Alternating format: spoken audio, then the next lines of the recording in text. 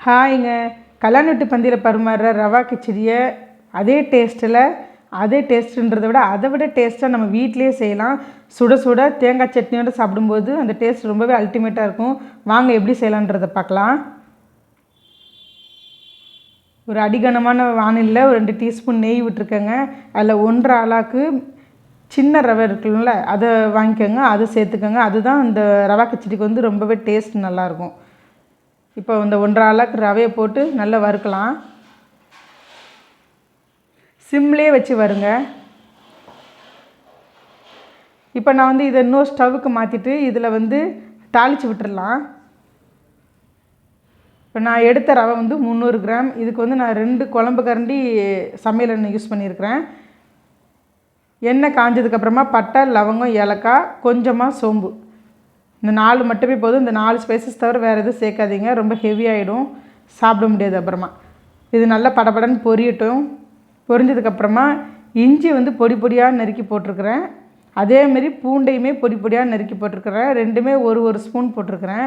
இது paste சேர்க்காதீங்க. Paste சேர்த்திங்கன்னா இஞ்சி பூண்டு அந்த டேஸ்ட் வந்து ரொம்ப ஹெவியாக இருக்கிற மாதிரி இருக்கும் அந்த மசாலா அந்த கிச்சடியில். அதனால் இந்த மாதிரி நீங்கள் பொடி பொடியாக நறுக்கி சேர்த்திங்கன்னா அந்த ஃப்ளேவர் வந்து ரொம்ப அருமையாக இருக்கும். இப்போ வந்து இந்த 300 கிராமுக்கு 4 பச்சை மிளகாய் நடுவில் கீரி சேர்த்துருக்குறேன். 2 பெரிய வெங்காயத்தையும் பொடி பொடியாக நறுக்கி அதையும் சேர்த்துருக்குறேன். கண்ணாடி பதத்தில் வரட்டும். அந்த வெங்காயம் வந்து நல்லா வதங்கி வரட்டும்.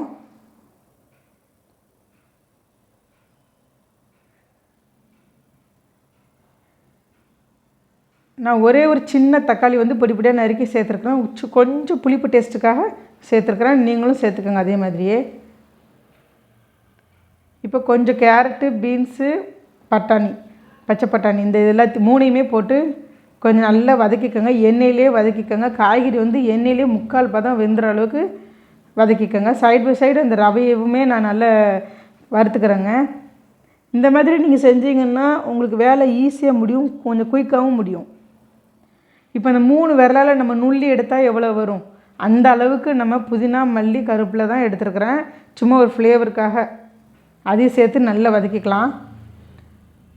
ஒரு 5 to 6, 7 நிமிஷம் இந்த மாதிரி வதக்குனிங்கன்னா காய்கறி நல்லா வெந்துடும் இந்த எண்ணெயிலேயே. பார்த்திங்கன்னா நல்லா வதங்கிடுச்சு. இப்போ வந்து நான் 1 ஆளாக்குக்கு 3 ஆளாக்கு தண்ணி எடுத்துருக்குறேன். நான் இப்போ 1.5 ஆளாக்கு ரவை சேர்த்தேன் இல்லையா, நான் இப்போ வந்து 4.5 ஆளாக்கு தண்ணி சேர்த்துருக்குறேங்க. இப்போ கொஞ்சம் கலருக்காக மஞ்சள் பொடி சேர்த்துக்கலாம். இது வதக்கும் போதே சேர்த்துருக்கணும், நான் கொஞ்சம் மறந்துட்டேன், அதனால் இப்போ சேர்த்துருக்குறேன். நீங்களும் அதேமாரி வதக்கும் போதே கூட சேர்த்துக்கோங்க. இப்போ இந்த கிச்சடிக்கு தேவையான அளவு உப்பு சேர்த்துக்கலாம். இப்போ 2யுமே நல்லா சேர்த்து கலந்து விட்டுருக்கோங்க.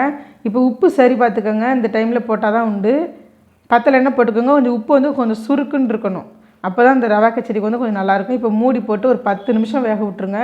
காய்கறி நல்லா வெந்து எண்ணெய் பிரிஞ்சு வரட்டும். சிம்மில் வச்சே வேக விடுங்க. இப்போ வறுத்து வச்சுருக்கிறோம் இல்லையா ரவை, அதை வந்து கொஞ்சம் கை விடாமல் கட்டி தட்டாமல் நல்லா கிளறி விடுங்க.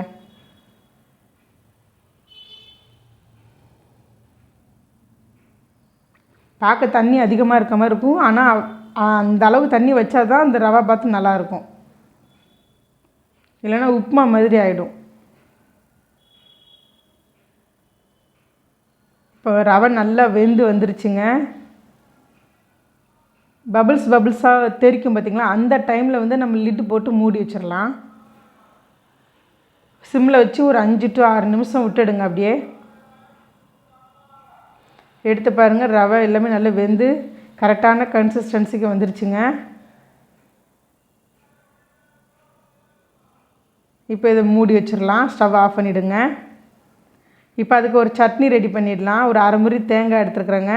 இந்த பச்சை மிளகாய் வந்து சரியான காரம் இல்லை, அதனால நான் 4 பச்சை மிளகாய் சேர்த்துருக்குறேன். ஒரு 4-5 முந்திரி, 2 டீஸ்பூன் உடச்ச கடலை, 2 சின்ன துண்டு இஞ்சி, 4-5 சின்ன வெங்காயம், கொஞ்சமாக உப்பு. இந்த சின்ன வெங்காயம் போட்டு நீங்கள் சட்னி அரைச்சி பாருங்கள், சட்னி காலி ஆகிடும் பார்த்துக்குங்க, அந்தளவுக்கு டேஸ்ட்டாக இருக்கும். பாருங்கள், இந்தமாரி கரண்டியில் அள்ளி நம்ம கீழே அந்த பாத்திரத்தில் போடும்போது பாருங்கள், அந்த ரவை வந்து அந்த ரவா கிச்சடி வந்து ஒட்டாமல் வந்திருக்கு பாருங்கள். இதுதான் கரெக்டான பக்குவம். சூப்பராக ரெடி ஆகிடுச்சுங்க. இந்த அளவுக்கு நல்லா பார்க்கவே அருமையாக இருக்குது பாருங்கள். இப்போ பிளேட்டுக்கு மாற்றி சர்வ் பண்ணிடலாம்.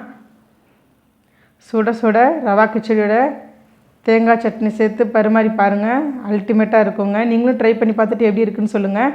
என்னுடைய வீடியோ பிடிச்சிருந்ததுன்னா என்னுடைய சேனலை சப்ஸ்கிரைப் பண்ணி சப்போர்ட் பண்ணுங்கள். அடுத்த வீடியோவில் பார்க்கலாம். பாய்.